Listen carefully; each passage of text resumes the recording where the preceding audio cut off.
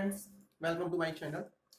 Chapter number 2 basic accounting terms इस समय running में है और अब तक हम लोगों ने इससे रिलेटेड 2 वीडियोस ऑलरेडी देखे। काफ़ी सारे हमने टर्म्स देखे, उनका मीनिंग देखा, उनका मीनिंग जाना और सरप्राइज और शॉक्ड कि इसका मीनिंग इस तरीके से भी हो सकता है, ये हमने सीखा।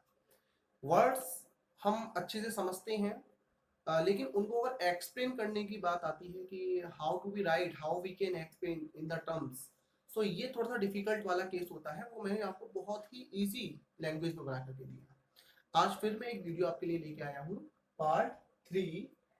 इस पार्ट 3 में मैं कुछ और बेसिक अकाउंटिंग टर्म्स आपसे डिस्कस करूंगा। ठीक है, तो स्टार्ट करते हैं वीडियो को।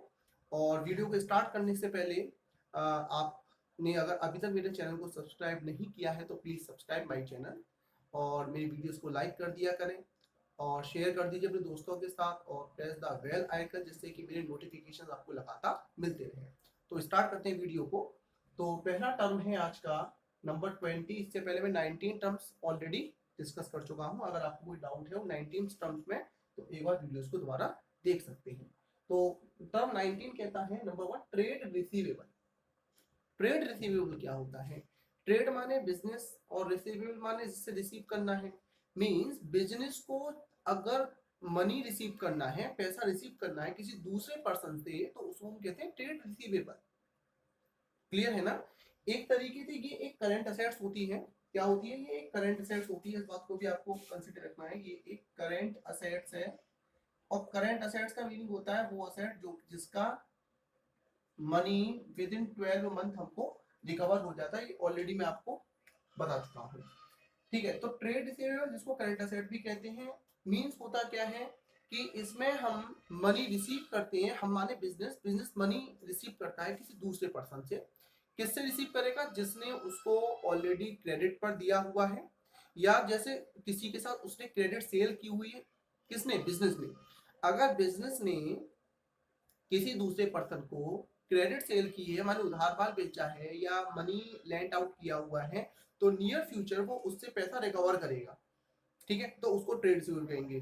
अगर एग्जांपल समझना चाहते हो तो अपने आप को इन्वॉल्व कर लीजिए इस एग्जांपल में। सपोज दैट आप एक बिजनेस है। अब आपको बिजनेस बन के सोचना है, इमेजिन करना है कि आई एम ए बिजनेस, और बिजनेस बन के सोचना है कि अगर सपोज मैंने किसी को उधार माल बेचा, कितने का माल बेचा? मैंने उसको 10,000 रुपए का माल बेचा। तो आफ्टर 1 वीक या 15 डेज या 1 मंथ या 2 मंथ या 3 month mean with in year वो उसको क्या करेगा? मुझे पैसा वापस करेगा, मेरे पास पैसा आएगा। ठीक है, तो मेरे पॉइंट ऑफ व्यू से, माने बिजनेस के पॉइंट ऑफ व्यू से, माने आपने जो बिजनेस बने हुए इस समय, आपके पॉइंट ऑफ व्यू से वो पर्सन आपका कौन होगा? ट्रेड रिसीवेबल होगा। क्लियर है? तो trade receivable means, trade receivable का मीनिंग है is the amount receivable against goods sold. Means कि अगर आपने उसको उधार माल बेचा हुआ है एंड सर्विस रेंडर, या हो सकता है कि आप गुड की जगह सर्विस रेंडर करने वाली कंपनी है। आप एक इलेक्ट्रिसिटी कंपनी है या मोबाइल कंपनी जो सर्विस प्रोवाइड करती है। तो in the normal course of business, normal course of business का मीनिंग है जिस वजह से बिजनेस चल रहा है। जैसे कि अगर मैं स्टेशनरी का डीलर हूं तो मेरा नॉर्मल कोर्स क्या होगा? स्टेशनरी का बेचना होगा। तो नॉर्मल कोर्स ऑफ बिजनेस ये दो तरीके के होते हैं। इन दोनों के ट्रेड रिसीवेबल के अंदर दो चीजें होती हैं, एक आपका डेटर्स और दूसरा बिल्स रिसीवेबल। बिल्स रिसीवेबल को शॉर्ट में बीआर भी कहते हैं। अगर आपको बीआर मिले तो समझ जाइए बिल्स रिसीवेबल की बात कर रहे हैं। समझ लीजिए डेटर कौन होते हैं? डेटर्स माने वो पर्सन जिनको कि हमने उधार माल बेचा। जैसे कि अगर मोहन एंटरप्राइज ने और किसको? रमेश को गुड्स सोल्ड किया। ठीक है, तो रमेश कौन है? डेटर है, क्योंकि उसने अभी पेमेंट नहीं किया, नियर फ्यूचर मिलेगा। ठीक है ना? तो शॉर्ट में अगर मैं ये कह दूं कस्टमर, कस्टमर को ही हम डेटर कहते हैं तो भी गलत नहीं होगा। तो ऐसे भी आप समझ सकते हैं कि customer is also a debtor in the case if he is purchasing the goods on credit. दूसरा बिल्स रिसीवेबल। ये बिल्स रिसीवेबल क्या होता है भाई? जब डेटर है और बीआर है तो बीआर अलग क्यों किया? अलग करना पड़ा भाई, डिमांड थी, समय की डिमांड थी। बिल्स रिसीवेबल क्या होता है? ये बिल्स ऑफ एक्सचेंज होता है, ये राइटिंग में होता है। ठीक है, डेटर्स जो होते हैं नॉर्मली राइटिंग में नहीं होते, बिल्स ऑफ एक्सचेंज क्या होते हैं? राइटिंग में होता है। राइटिंग में क्या होता है कि सपोज आपने अपने कस्टमर के ऊपर एक बिल लिख दिया जिसको बिल्स ऑफ एक्सचेंज कह रहे हैं, जिसको बीआर कह रहे हैं। वो उस पर साइन करके आपको अगर रिटर्न कर देता है कि उसमें कंडीशन जैसे लिखा हुआ है कि मैं 2 month, after 2 month I will pay to you. ठीक है ना? माने बिजनेस को इतना पैसा मैं दूंगा 2 महीने बाद या 3 महीने बाद, तो वो उसके लिए एक BR बन जाएगा। डेटर माने कस्टमर, और वही कस्टमर अगर राइटिंग में हमको दे दे तो राइटिंग में हमारे पास एक प्रूफ आ चुका है, एफिडेविट आ चुका है, बिल्स ऑफ एक्सचेंज आ चुका है, उसको हम BR कहते हैं। उम्मीद है ट्रेड रिसीवेबल आपको क्लियर हो गया। नेक्स्ट पॉइंट है ट्रेड पेएबल। ट्रेड पेएबल क्या होता है? ट्रेड पेएबल का मतलब है, अब यहाँ पर हम रिवर्स सोचेंगे, फिर दोबारा अपने आप को बिजनेस मान लेते हैं। ठीक है, हमने बिजनेस मान लिया। हम कौन है? मोहन एंटरप्राइज है, हम बिजनेस है, हम अपनी दुकान है। और हम क्या कर रहे हैं? हमने अभी किसी से उधार माल खरीदा, उधार सर्विस ली, फ्यूचर में उसका पेमेंट वापस करेंगे, पेड करेंगे उस अमाउंट को। ये क्या हो गया? ट्रेड पेएबल हो गया। तो trade payable is the amount payable against goods purchased and service taken.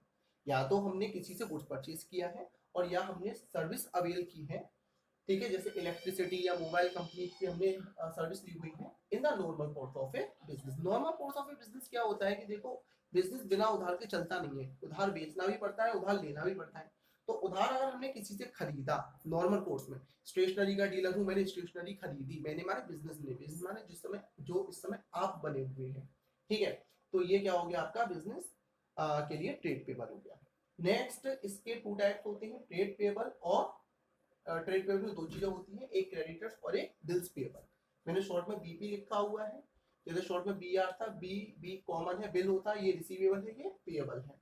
होता क्या है कि सपोज मैंने, अगर मैं कौन, मोहन एंटरप्राइज ने राज एंटरप्राइज से स्टेशनरी का सामान खरीदा काफी सारा, ठीक है ना, 25,000 रुपीज का उसने गुड्स परचेज किया, वो भी अभी हमने उसका पेमेंट नहीं किया, पेमेंट नियर फ्यूचर करेंगे। तो राज एंटरप्राइज, मोहन एंटरप्राइज माने मेरे लिए कौन हो गया? क्रेडिटर हो गया, ठीक है ना।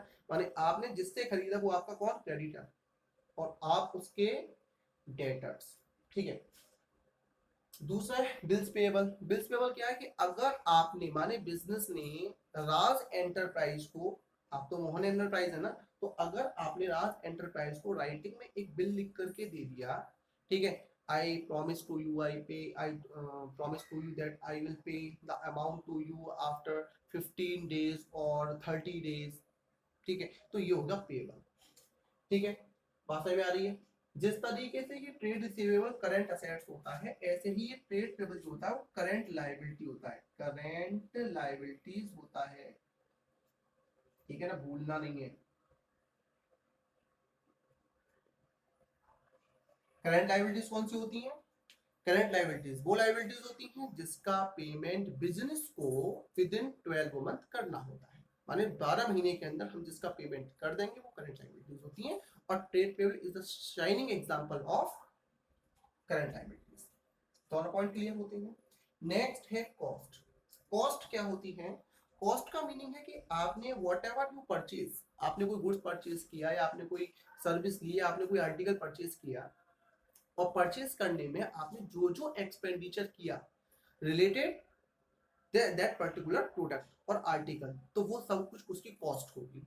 जैसे मैंने कि मार्कर खरीदा, मार्कर कितने में खरीदा मैंने? ये मैंने खरीदा सपोज दैट 10 रुपीज में। इसको खरीदने के लिए मैंने क्या किया कि 5 रुपीज का इधर से रिक्शा किया और लौट से भी 5 रुपीज का रिक्शा किया, तो ये रिक्शे का चार्ज भी इसी की कॉस्ट में ऐड होगा, जिसको मेरी कॉस्ट बन जाएगी। तो अब ये इसकी मार्कर की जो कॉस्ट होगी वो 20 रुपीज की होगी। ध्यान से समझेंगे cost, it is the amount of expenditure, ये एक्सपेंडिचर का वो वाला अमाउंट है incurred on a specified article, product और एक्टिविटी, जो कि किसी भी एक स्पेसिफाइड आर्टिकल को, प्रोडक्ट को या एक्टिविटी को बनाने में होती है, ठीक है ना। सपोज दैट आप क्या कर रहे हो, आप एक शर्ट बनाते हो, तो शर्ट बनाने के लिए आपने क्या किया? शर्ट बनाने का आपने कपड़ा खरीदा, ठीक है ना, कपड़ा खरीदा, उस कपड़े को आपने टेलर को दिया, टेलर ने क्या किया? उसकी कटिंग की, स्टिचिंग की, और उसके बदले में कुछ और पैसे ले लिए, ठीक है, मैंने उसको शर्ट को ले लिया। उसके बाद में मेरे को कुछ उसमें एम्ब्रॉयडरी करानी थी, कुछ डिजाइन करवानी थी, मैंने उसके लिए कराया, ठीक है। तो यहाँ पर अगर मैं कहता हूँ what is the actual cost of that particular shirt, now the price of the particular cloth, tailor cost, plus जो उस पर मैंने डिजाइन बनाने के लिए पैसा दिया, वो सब कुछ each and every part will be the cost of the shirt. Cost clear है? नेक्स्ट है बाउचर। बाउचर का तो अकाउंटेंसी में बहुत ज्यादा रोल होता है, बहुत इंपॉर्टेंट रोल होता है बाउचर का। बाउचर क्या होता है? बाउचर एक एविडेंस होता है जो प्रूफ करता है कि आपका जो बिजनेस ट्रांजैक्शन है वो करेक्ट है। ठीक है, तो बाउचर माने प्रूफ कह सकते हैं, एविडेंस कह सकते हैं, किसी भी ट्रांजैक्शन का प्रूफ, जिससे कि ये क्लियर हो कि ये पर्टिकुलर जो ट्रांजैक्शन है वो हुआ है। बिना किसी बाउचर के, बिल्कुल सही सुन लिया आपने, बिना किसी बाउचर के कोई भी ट्रांजैक्शन वैलिड नहीं माना जाता है। Voucher is an evidence means proof of a business transaction, जैसे कैश मीमो। अब ये कैश मीमो क्या होता है?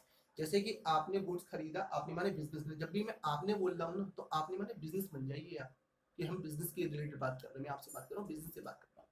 तो बिजनेस ने जैसे किसी से गुड्स खरीदा और ऑन द स्पॉट उसे पेमेंट भी कर दिया, तो बदले में वो आपको गुड्स के साथ एक बिल बना करके देगा, एक रिसिप्ट बना के देगा, जिसको कैश मेमो कहते हैं। तो एक कैश मेमो ना, उसमें सब कुछ लिखा हुआ होता है, उसका नाम, जिस बिजनेस से खरीदा उसका नाम, उसका जीएसटी नंबर, उसकी डेट, उसका address, mobile number, email, Gmail, उसका व्हाट्सएप नंबर, फेसबुक आईडी, सब कुछ लिखा हुआ होगा उसका कैश में को, और वो प्रूफ करके देता है कि आपने 10,000 रुपीज का मुझसे माल खरीदा। इनवॉइस या बिल, इनवॉइस या बिल क्या होता होता तो इसी की तरह, बस थोड़ा सा डिफरेंस है इसमें। ये भी एक बिजनेस ही देता है, लेकिन वो तब देता है जब गुड्स कैश में ना खरीद के उधार खरीदा जाता है, माने उधार माल खरीदा वो इनवॉइस दे देगा। ठीक है ना। ट्रिप्लीकेट कॉपी होती है उसकी, 3 कॉपी होती है, एक कॉपी क्या करता है वो आपको दे देगा, 2 कॉपी अपने पास रखेगा, जिससे कि नियर फ्यूचर वो उसको दिखा करके आप पर क्लेम करके पैसा ले ले। है ना, आपने अगर चीटिंग करने की सोचा ना, अरे इसके पास क्या प्रूफ है, मैंने तो माल खरीद दिया, मैं उसको पैसा नहीं दूंगा, तो वो आपके अगेंस्ट सू कर सकता है, केस कर सकता है, कोर्ट में जा सकता है, और आपको परेशानी होगी। इसलिए ऐसा करने की मत सोचना, तुरंत उसका पेमेंट जितने दिन में कहा है दे देना। ठीक है।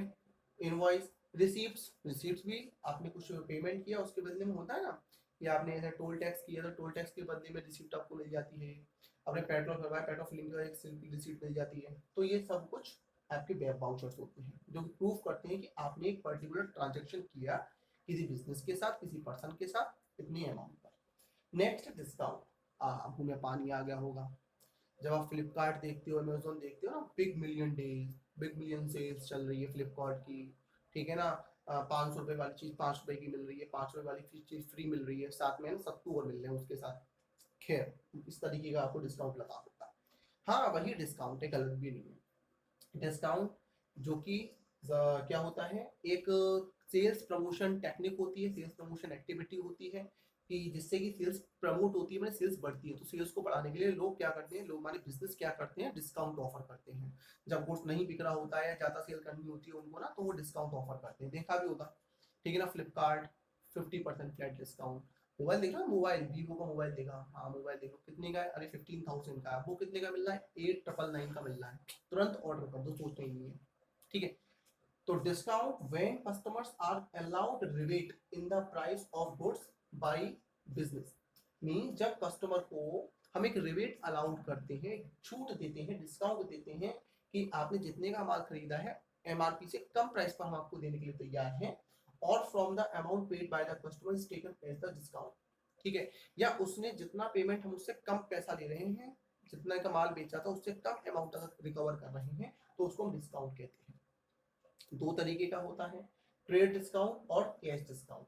ट्रेड डिस्काउंट क्या होता है, बहुत जरूरी है इसका डिफरेंस आपको पता होना बहुत जरूरी है, अकाउंटिंग में तो बहुत ज्यादा जरूरी है इन दोनों का पता होना। ट्रेड डिस्काउंट क्या होता है, ये ट्रेड डिस्काउंट ना क्या होता है, एक कस्टमर का बर्थ राइट होता है।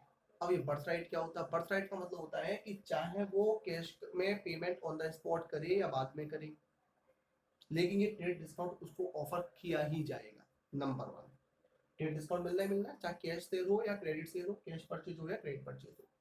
दूसरा, ये सेल्स को प्रमोट करने के लिए दिया जाता है, सेल्स को बढ़ाने के लिए दिया जाता है। जब सेल्स बढ़ानी हो, तो ये चल रहा है ना अभी जो एग्जांपल दिया आपको, फ्लिपकार्ट का, अमेजोन का दिया, ये सारे क्या होते हैं, ट्रेड डिस्काउंट होते हैं जो कि ऑफर करते हैं सेल्स को बढ़ाने के लिए।